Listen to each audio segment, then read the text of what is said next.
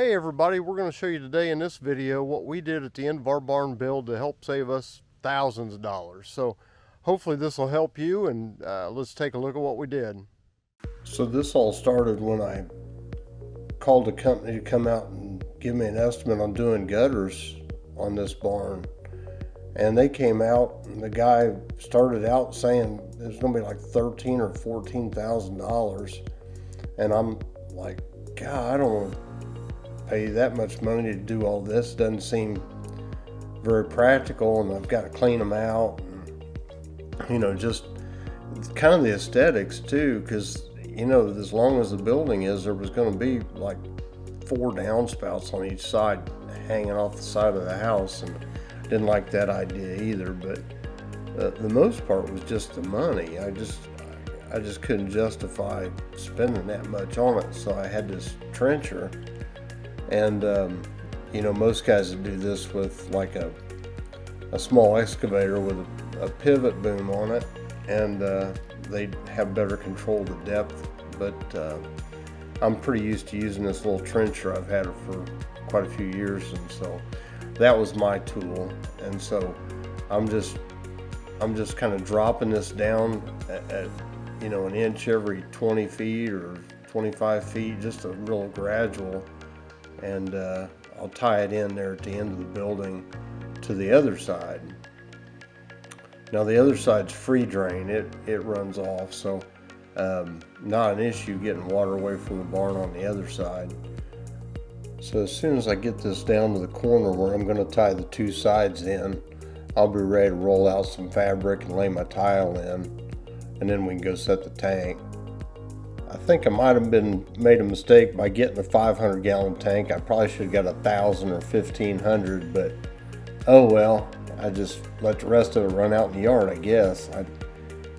One thing that I'm going to say about all this, and I'll do a video eventually on the cost of everything and how it kind of plays out and how it compares to a regular house, but it doesn't matter what you're building. By the time you get down near the end, money starts to get tight. I mean, you start to think about, gosh, how much am I spending on this?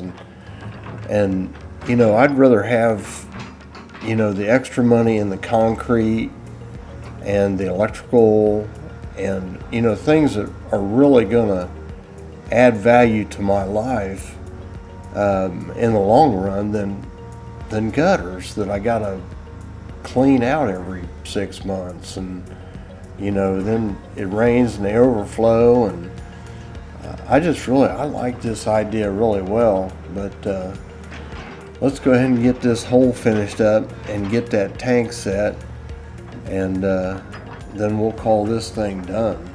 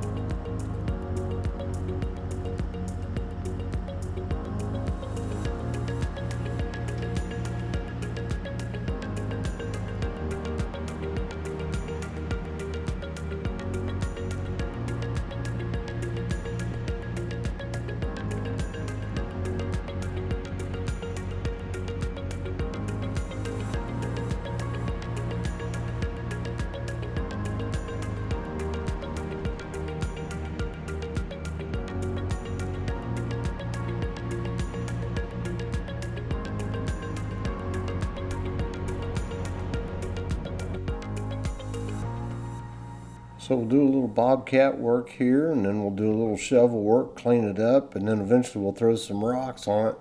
See that pipe sticking up there? That was exercise in futility. That ended up doing me no good whatsoever. It didn't hurt anything, but it didn't help a thing. I ended up putting a Harbor Freight water pump on it and dropping a line down right through the cap, and that worked out great and does a good job for what I needed to do, but it's not really permanent yet. I haven't decided if I'm gonna direct wire it into the house. I'm just basically running an extension cord to it. I probably only use it 3 or 4 times a year, something like that. So just trying to decide if I'm gonna throw a bigger tank in here, really, because I could collect a lot of water really fast. So kind of been thinking that through, but that'll be a project for another day. Let's get this one finished up and wrap this video up.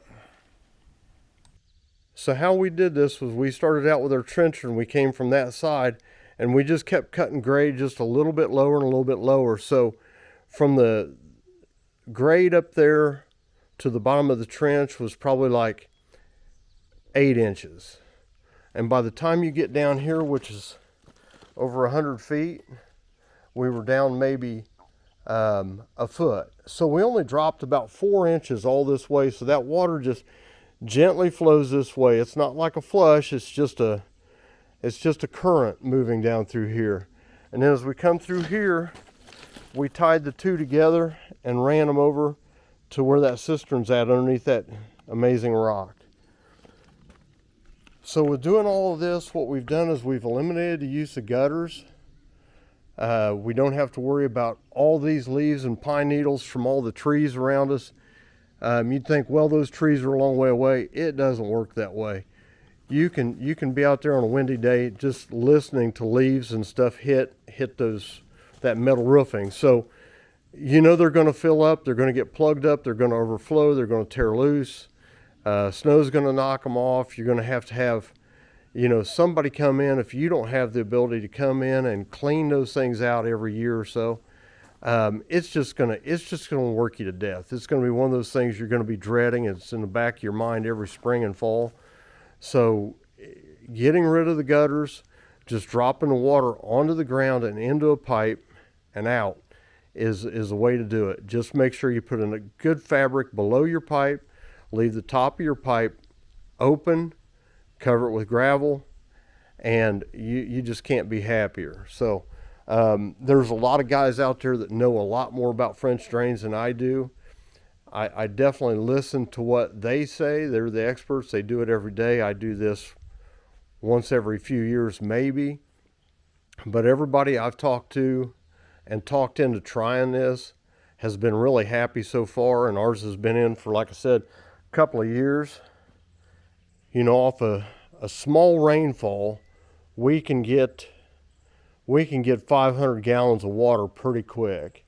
So if you're needing water, some of you, trying to live off grid, or maybe your well won't accommodate use of water for filling up your duck ponds or your chicken coop water and all that stuff. Maybe your water use is more than what you feel comfortable using your well, or you don't want to have a well on the property. You want to just reclaim all your water. That's a whole nother story, and I don't know anything about it. But to get rid of the water away from the house, this is the way I really like doing it. And like I said, it cuts out the need for the gutters. So, and that'll save you a bunch at a time where you don't have a bunch anymore. So the great thing about saving money on your gutters is it happens at the end of the build where you're running out of money. You got a budget and you've spent it, and you're at the end and you don't have enough to finish everything the way that you want to, and you got to kind of pick what's going to work and how it's going to work for you. This is one way I think it probably saved us $12,000-$14,000 on having gutters put on, and then I don't have to get up there and clean them every year. So you know, look into it. Tell me what you think. Thanks for watching, everybody.